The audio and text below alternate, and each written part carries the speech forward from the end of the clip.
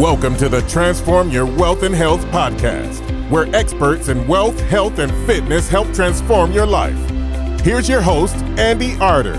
Today's guest is a qualified neuro-linguistic programmer, a business owner, a motivational speaker and mentor, but is most well known for being the former British Commonwealth and European light welterweight champion of the world. Billy Schwer, how are we doing? Here we go, yes, happy days.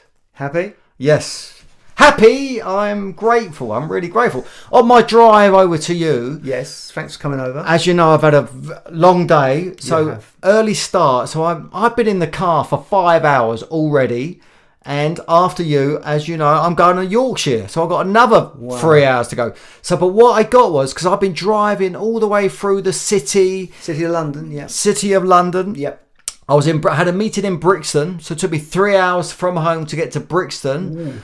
And had a great meeting, and then I got in the car, so 2 hours to you. But what I was going through the City of London, and I'm looking at, and it's a gorgeous day, beautiful. The sun's out, and it's like kind of lunchtime, and everyone's out, and I'm lucky, so I've got a beautiful car, driving through, loads of traffic, and I'm really grateful. Yeah. I'm just so happy and grateful for what I'm up to. I feel like that quite a bit sometimes. I get up and... where I used to have a former life where I was right in the inner city part of London, and now I get out and we're pretty much on the edge of the countryside, so I really do appreciate it.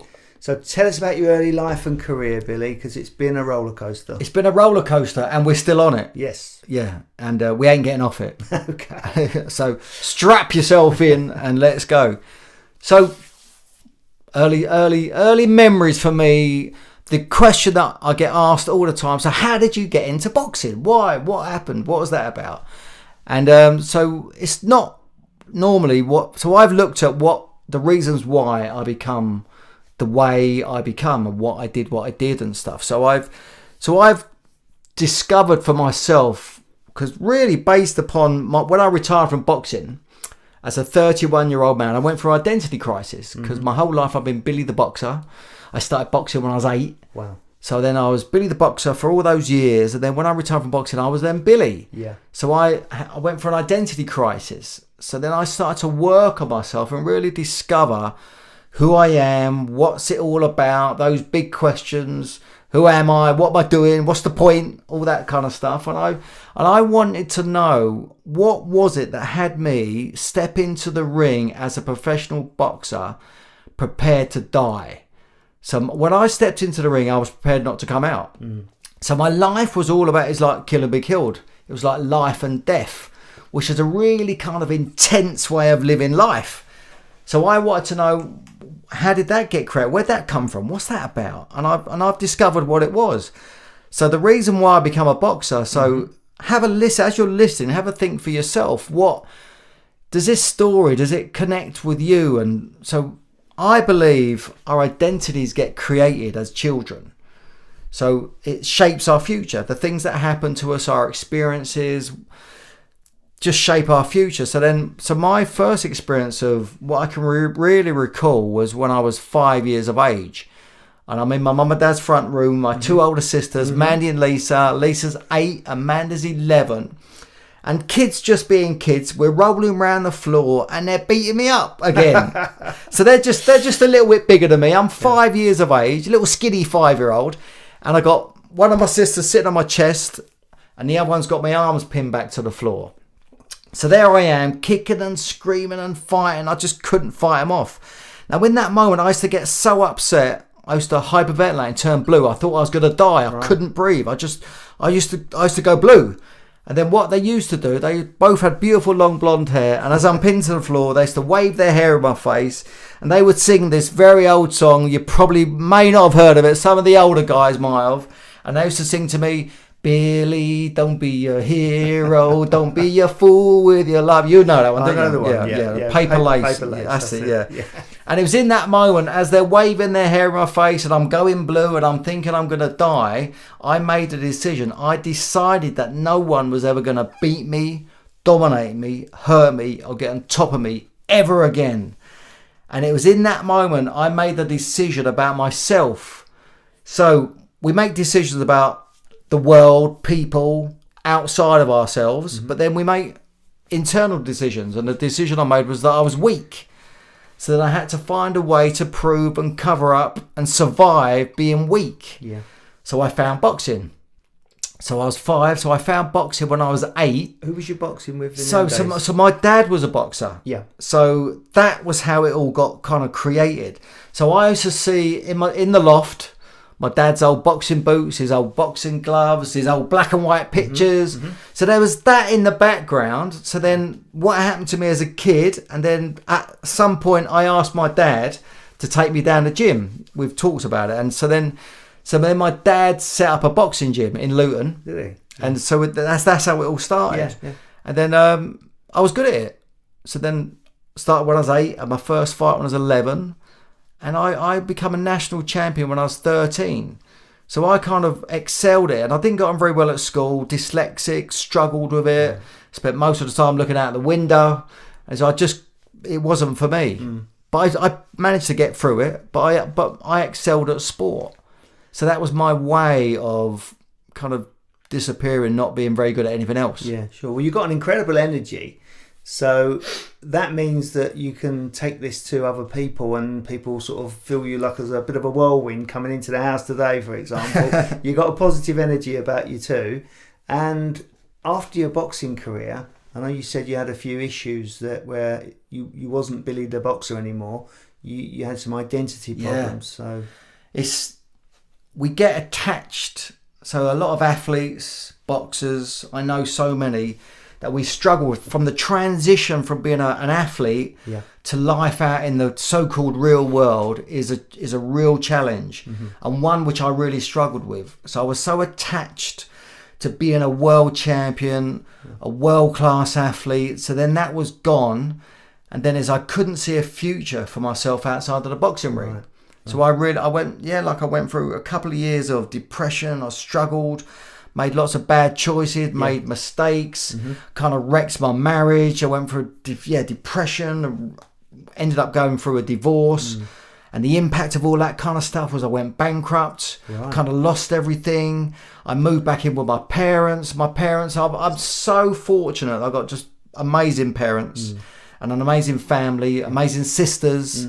I've got extended family. My brother-in-laws are great. I'm very, very fortunate to have got some good people around me to support me, and they've been always there for me through my tough times. And I've got backers, I've got partners who are great and who can see something within me as I can myself. And it wasn't always the star wasn't always bright. There were tough times. I've been through some tough, dark periods. Tell us about some of the tough times then, because everybody can tell people about because you see it all the time on Facebooks and YouTubes and God knows what, where people are pushing this positive story. Tell us about some of the tough times and how you turned them around. Well, listen, I think going bankrupt, because that wasn't in the script, and it was, listen, what I get is you've got to be fully responsible. So I don't blame anyone for going, but I've been bankrupt twice. Now I've made mistakes, I've got things wrong, and then my first bankruptcy, I had too much borrowing, I was overexposed, I had lots of property, I got caught out, I had some rental property empty, and then I ended up getting my home repossessed and another apartment that I had repossessed. And I was trying to sell them, I couldn't offload them, and the market was against me. Interest rates went the wrong way. What year was this, Billy? It was 08, around 07, around that time. So I moved back in with my parents. They were amazing, but then I felt like a complete failure. So I've gone from being a world-class athlete to being a world champion. But the thing was when I won the world title, it wasn't quite as sweet as what I thought it was going to be. Because there I am, champion, go back to the dressing room, and we're all celebrating. It was because I won the world title on my 4th attempt. Right. Tell us about that. So that was a journey to get to the 4th attempt. So I just don't ever give up. I just keep going. I keep going.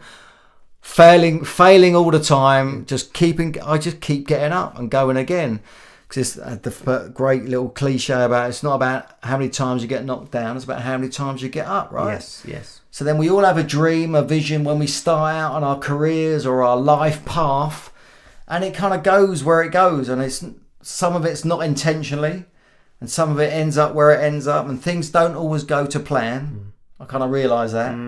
But then it's just having the patience and sticking with something and pursuing it listen, it's all about hatching a plan, and you fight for what you want. I've got an opportunity. I never thought I'd get this opportunity to say the Mike Tyson thing, and this is apt with yourself as well, because Mike Tyson said, everyone's got a plan until they get punched in the face. Absolutely. How true is that? Yeah. Exactly. And that's it. That's life. And boxing is such a great metaphor for life. Life's a fight. It's a battle. It's a struggle. It's confronting. We don't always win. But you don't have to win every round to win the title. That's the thing. And it's a long game. Life's a long game. But in a 12-round championships fight, you've only got 36 minutes of fighting to be victorious. So that's the kind of different thing. But then boxing is a great metaphor for business as well. Because we all know, I'm an entrepreneur, and it's a challenge. But the life we choose is interesting. The life that we choose, the path that we choose, that's what fascinates me. Yeah. And that's kind of got me to where I'm doing now, what I'm doing. Right. So what's mostly is your thing that you do nowadays, Billy? So my core thing is inspiring and empowering people to live a life they love with passion, power and purpose. That's, we've all heard this, the reason, your why. What's your why? Yeah. Simon Sinek, if you haven't listened to that, he's genius. Is Brilliant. he? So I've it's heard genius. of him. I don't know him. Start with why. His book, I'd recommend his book. Oh, he's on YouTube. He's a genius. I've got 2 credits, so I can use one at least on that. He's brilliant. Yeah, start with why. And he talks, now he's got some great stuff. Talk about the millennials, the young guys coming through. So amazing. Brilliant. So it's about connecting with why. Yeah. So my why is to inspire and empower people. Is that where you got into the NLP? And but before that was my first experience of kind of self-development and personal growth was 15 years ago. So 2 years into my retirement. So I retired, the first 2 years of my retirement, worst 2 years of my life. Really? Tough. Tough. I had a breakdown. I don't really know what a breakdown is, but I really struggled through it. And I toughed it through, and I went into the program. I'm going to credit the Landmark Forum. So the Landmark Forum is a study. It's ontology, which is the study of the art and science of being. So a friend of mine talked to me about this program, and said he said go and have a look at it. And I was going through some tough times. I thought he described what it was not very well. It's very tough to explain. So I went, because I was in a tough place. I thought I'll go and do it. So I went and discovered what the Landmark Forum was, and it was 3 days of training. And you sit in a room, 150, 200 people. You don't read or write. So the learning for me kind of worked, because it's like an experiential, an inquiry-led learning. Yeah. So you sit in a room, you don't read or write for 3 days, having a conversation about what it is to be a human being. Right. And it was like, wow. It's like I loved it. I was sitting in the room and I was trying to get it. I couldn't get it, but you can't not get it. Yeah. So I sat there for Eventually 3 days, and I toughed. Yeah, and I'm like halfway through the third day, I kind of and I walked out of that building never to be the same ever again. Brilliant. And that's 15 years ago. That was profound. What happened to me? Can you do that for people yourself now, because you've done a lot of work? Yeah, transformation.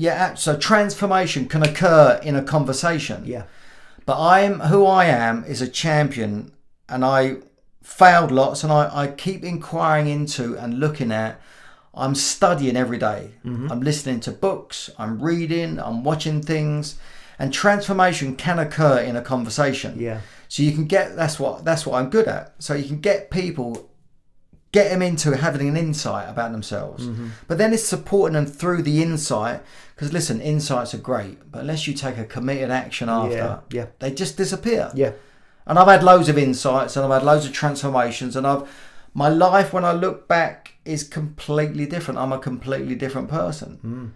And I'm no longer Billy the Boxer, but that's who I am as well. And who we are is just a facet. Who we think we are is just a facet of who we really are. And I'm Billy the Boxer. It shows up and it does what it does, but then there's so many different parts to me. But unless you learn and go and look at who you really are, you don't know. because your identity gets created, and you just think you are this person. But here's the thing that I really got was what had me be a champion in the ring had me fail outside. Right. So that's the paradox. Yeah. So those winning attributes, aggressive, determined, selfish, self-centered, always right, domineering, all those things that work really well in the boxing ring, they don't work outside. They don't work in life, in business, in relationships. But I didn't know how to be anything else because I was Billy the boxer. Yeah, sure. So it's only when I've dismantled myself, really to look at who I really am, that now I can be whoever I need to be whenever it's needed. I could be Billy the boxer, or I can be Billy.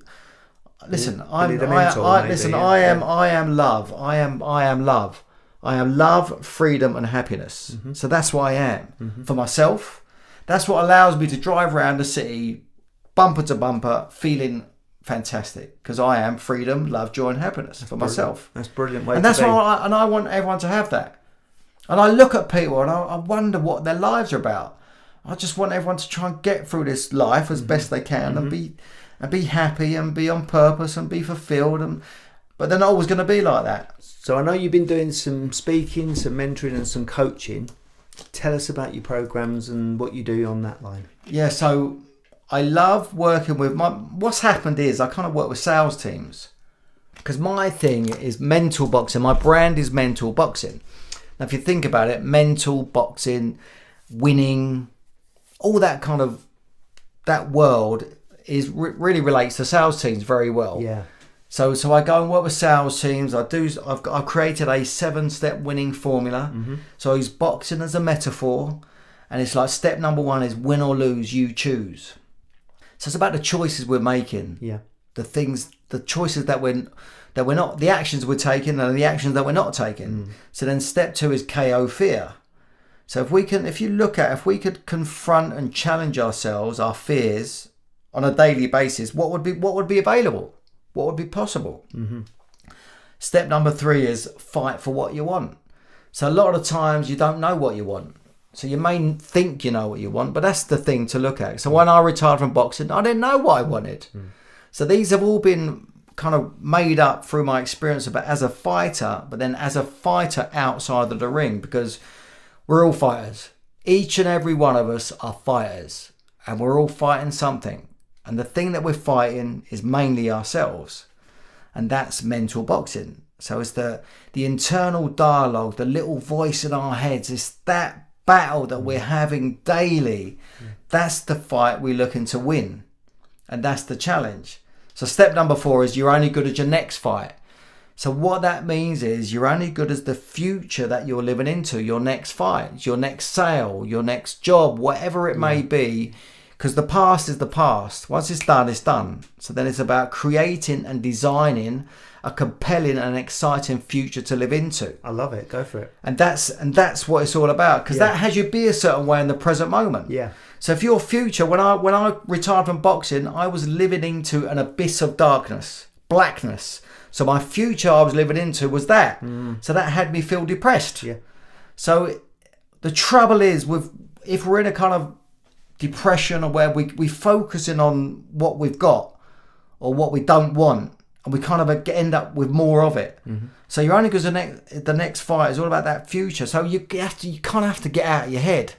It's about designing that future and just daydream it into existence and invent it.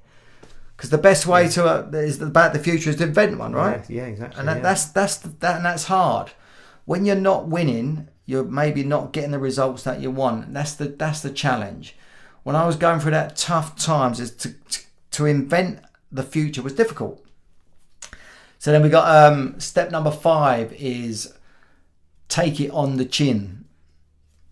So we all have to take it on the chin, metaphorically speaking. Things are not going to go our way. So these relate to my journey about becoming a world champion. So then step number 6 is jab and move. Jab and move. So as boxers, we're always jabbing and moving. We're always looking for a new approach. We're looking for new angles, new ways of winning. So we're just kind of looking all the time. So in life, if things are not going your way, look for another approach. Because Henry Ford, what did he say? Yeah. What was his quote? If you always do what you've always done, you're always going to get what you've always got. So if things are not going your way, make some changes. So the thing about that is, so when I failed on my third attempt to become the world champion, I looked at myself and said, right, what do I need to change? And I needed to move up a weight, because making the weight was a real struggle. Right. As boxers, like jockeys, we're always making the weight, dieting, dehydrating, it's tough. So I moved up a weight. And a lot of the changes we need to make, they're right in front of our faces, but we can't see them all the time. It's like everyone else can see them, but we can't see them. So then I moved up a weight, and that was when I become victorious and become the world champion in the next weight category. Did you enjoy the training? I loved the training. I loved the lifestyle, and it was 24/7. It was like I was obsessed by it.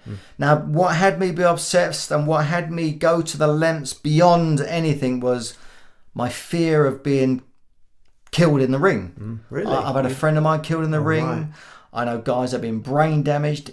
But professional boxing is a brutal business, and you can get killed.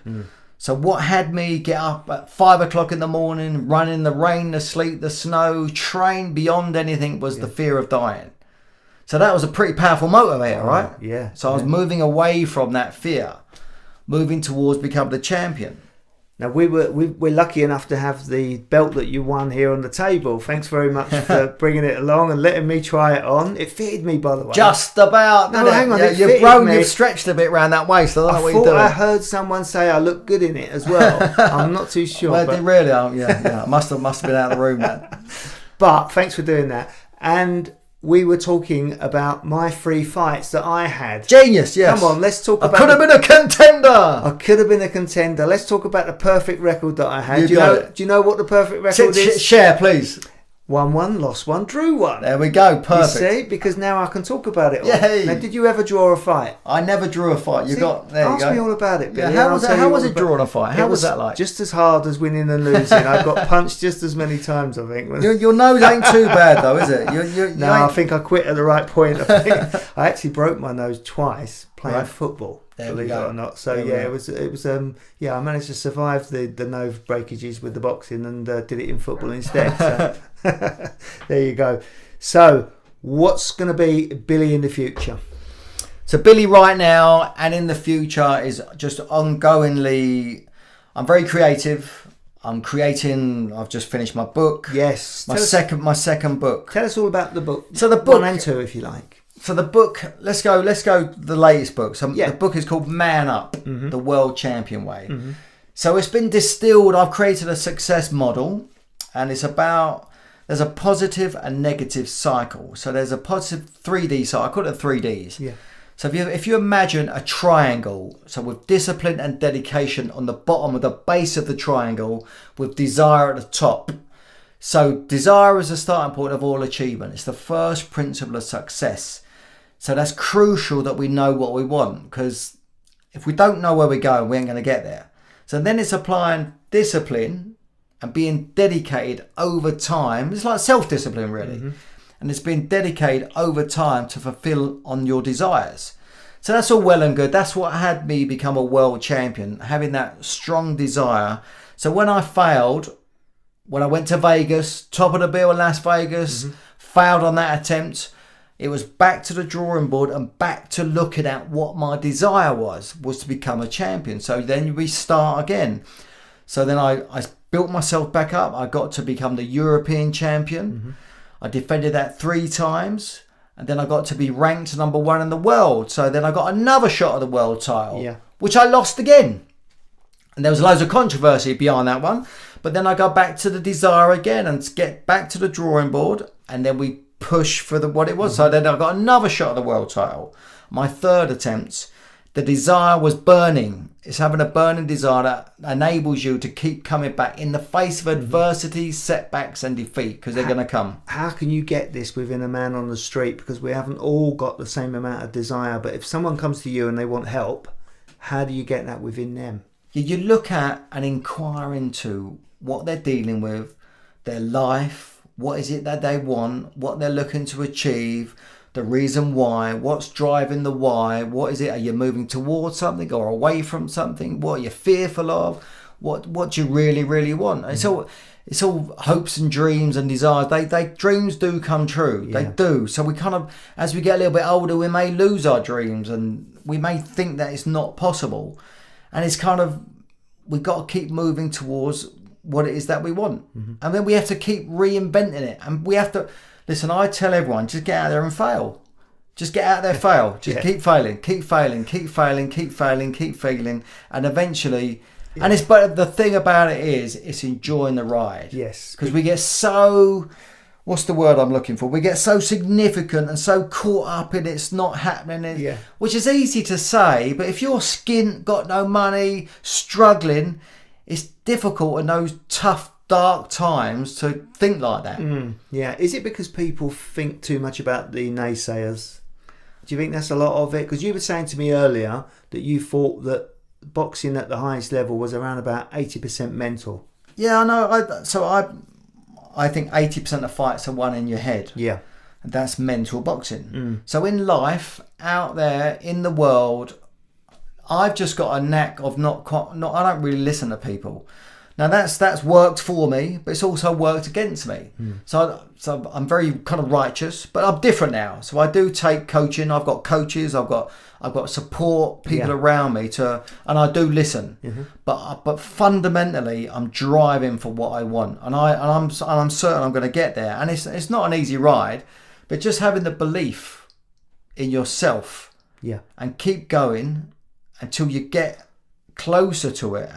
And what I get also is, it's not being too attached to the outcome. So when I won the world title, it was beautiful. It was like a relief, and it was I'd done it, but it wasn't quite as sweet as what I thought it was. Because what happened was, I got hit so hard in the 12th and final round in the back of the head that I'm in the change room and I can't see. I've got double vision. I can't see. We're all delighted and everyone's there. Everyone's in my changing room, and I'm kind of out of my head. Yeah. So then I get dressed. I get in the car and we start to make our way back to Luton, because the fight was at Wembley in London, central London, and we're making our way back to Luton, which is like an hour's drive away. And I'm in the car and I just don't feel right. I've got double vision. I can't see straight, and it's like. So I'm starting to get concerned. Yeah. And so then I was with my wife at the time, and I said, "Listen, pull the car over. I feel sick." So I got out of the car and I went to the side and I threw up, and I was violently sick. So my mum and dad were in the car behind, so they pull up as well. So then I'm throwing up, and it's like, that's when the alarm bells went. So we went straight to hospital, missed the party. Everyone's celebrating without me. Everyone's going, "Where's Billy? Where's Billy?" He's in hospital. And I'm in hospital. And everyone's getting drunk without me. They're trying to find me. And so I arrive at the hospital, and I'm lying there on the hospital trolley awaiting a brain scan. Because, as I said earlier, I've had a friend of mine killed in the ring, and I got brain damaged, and it was real. And it was frightening. So I've got my family are there, and it's a concern. But luckily enough, it was only concussion. They released me after 2 days. So I left the hospital a champion and went on holiday to recover. And then I came back and I had my first defence only 3 months later. Now, hindsight is a wonderful thing. Guys, listen, have some foresight. We need to have some foresight, because the person I listened to myself wasn't the best person to listen to. So I had my first defence only 3 months later, and the fight was an absolute battle, and I got knocked out in the 11th round. Ooh. So I lost my world title in my first defence, and not only that, I ended up back in hospital. But this time I travelled in style. I went in an ambulance. They stretchered me out of the ring, and I'm straight to hospital. So we go in, it's a Saturday night, dodging through the traffic, the sirens are blaring, and I'm looking out the window, and it's a dark, rainy night, and it was in that moment I realised my life as I know it was over. And then that was when I made the toughest decision I have ever made. There and then? There and then, to retire from professional boxing. So have you ever made a life-changing decision? They're tough, right? And it was in that moment my kind of whole world fell apart. My whole life I've been Billy the Boxer, so now I'm Billy, and who's Billy? those questions I started to ask myself, now what? And the thing was, I really doubted I'd be that good at anything ever again. I've been a world champion, so what could I do now? So what do you do after being a world champion boxer? And that was a real struggle, and I really grappled with that for a long time. Yeah. And I struggled. Yeah. And that was this tough period that I started to get into. So winning the world title, and I lost it, and then I made mistakes, and then I kind of went through a tough time. And I kind of, as I was going through my personal crisis, through the depression, my house getting repossessed, having no money, having no future, and as I crashed to the bottom, I realised that what I was doing and who I was being just wasn't working. And I realised in that moment I need to make some changes. Again, so I got responsible. So I realised that my future was my responsibility. So I better do something about it. So that's when I started to pick myself up again. I kind of got into the gym. I went back to the gym, but not the boxing gym. I went to the mind gym. That's when I did the Landmark Forum. That's when I started to read loads of books. Yeah. I went to seminar after seminar. I become a seminar junkie. I loved it. And I invested a lot of time, effort and money into reinventing myself. And it was during that period that I started to learn how to coach, mentor and train others. And that was it was in that moment that I kind of discovered how much that I love people, which shocked me because I spent all my life bashing people up.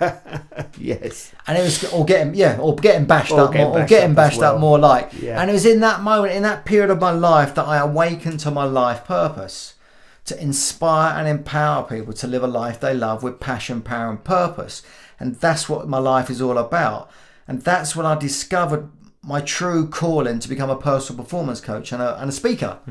And that's when I started to really have a close look at what it was that had me, just a normal kid from Luton, town in Bedfordshire in England, become a world champion boxer. And that was when I created my 7 steps.